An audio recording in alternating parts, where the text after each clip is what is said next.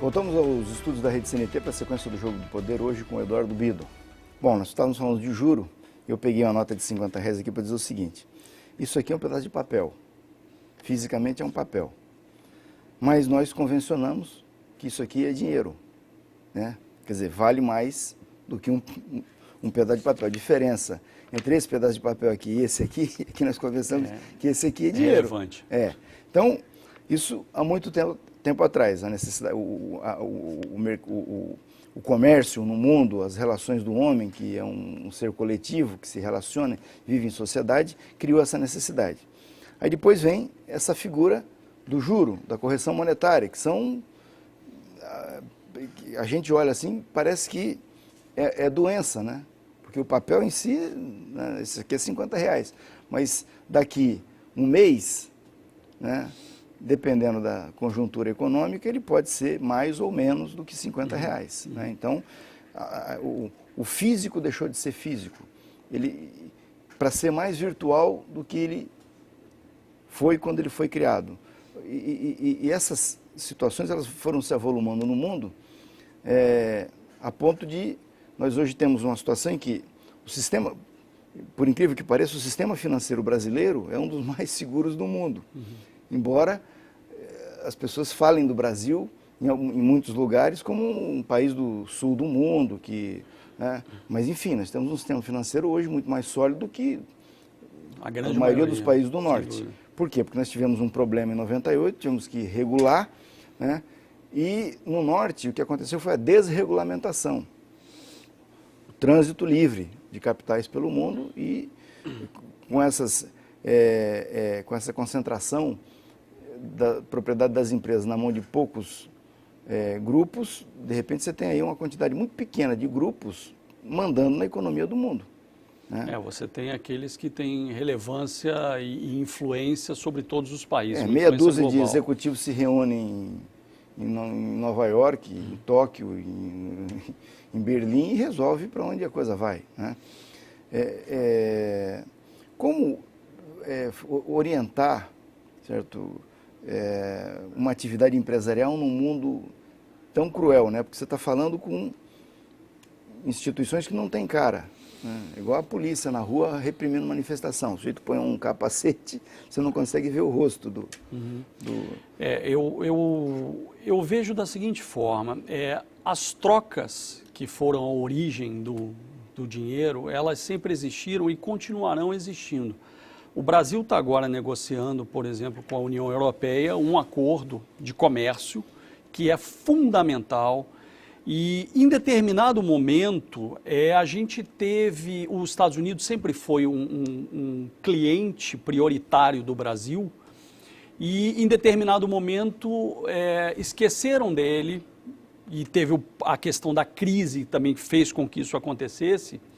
E começamos a priorizar bastante a China, que é extremamente relevante e sem dúvida nós temos que ter... As viagens do Lula para a África, para o Oriente Médio, essa parte eu já prefiro não entrar muito, eu prefiro falar da Ásia, que a África, por exemplo, a África do Sul, apesar de ser um país de altíssimo risco hoje, pela situação econômica, política, etc., é um país que tem um grande potencial.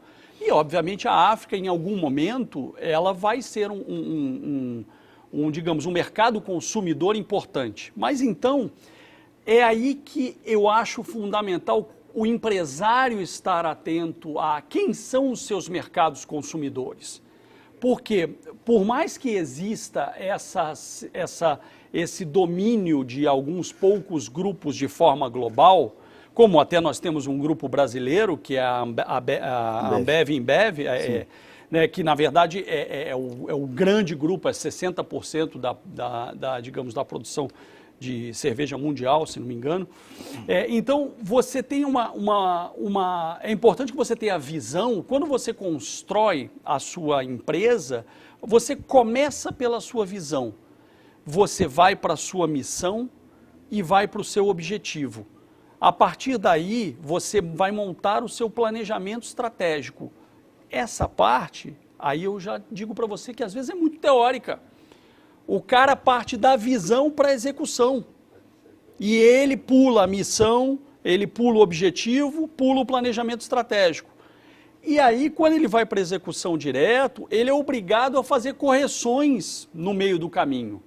Então, se você faz esse planejamento, identifica o seu público, identifica o seu consumidor, por exemplo, você fala de minério, fala de uma Vale, você está falando que a China é o grande consumidor mundial. Então, a China hoje é o principal, digamos, cliente da Vale. Então, a China espirrou, aqui tem pneumonia. Sim. É normal que isso aconteça, mas a forma de você sair dessa dependência ou dessa escuridão, digamos, em relação aos grandes grupos, é você estudar bem esse mercado que você está entrando e reconhecer esses movimentos que acontecem. Porque antes o consumo era todo físico, agora o consumo é virtual. Então, se você não tem uma possibilidade de consumo virtual, você já está perdendo uma gama de clientes absurda. Vale a velha regra do diversificar. Eu acho que é sempre uma regra para evitar riscos, mais do que a busca do sucesso. Porque da mesma forma que você evita riscos quando você está... A Kodak é um ótimo exemplo. A Kodak, ela quebrou nos Estados Unidos. E ela tinha uma tecnologia que não existia, ninguém tinha tecnologia de fotografia. Só que no momento que houve a revolução digital, ela estava tão confortável com o negócio dela que ela não antecipou essa situação, celular, essa mudança. O iPad. Exatamente, que isso tudo que você ia ter um movimento alternativo para o negócio dela. E aí ela quebrou. Hoje o foco e aí quebrou, existe uma coisa nos Estados Unidos chamada Chapter 11, né? Capítulo 11 da lei de falência, etc. Ela passou por isso tudo e hoje o foco da Kodak são impressoras. Então ela mudou completamente o seu negócio. Então eu acho que a gente tem excelentes exemplos de gestão aqui, o Boticário, que é uma empresa paranaense, é um excepcional exemplo de busca de oportunidades, a abertura de, quem disse, Berenice, Eudora, está sempre testando modelos, né, para justamente capturar toda essas grandes mudanças, tá? Da mesma forma, eu também cito a Bematec, tá? Que é uma empresa que produz aquela maquininha ali, a melhor maquininha do comércio, aquela que você paga quando você vai pagar a sua conta numa livraria, num botequim, é aquela máquina que está ali. Só que daqui a pouco, será que esses pagamentos não vão ser por celular também? Então, eles já estão olhando isso, eles já estão pensando, eles têm parcerias tecnológicas, porque essa empresa, que hoje é uma empresa de venda de equipamentos operacionais, pode, num prazo de 5 a 10 anos, se tornar uma empresa de tecnologia. Bom, vamos a mais um intervalo, voltamos em seguida, daqui a pouquinho, para mais uma sequência do Jogo do Poder.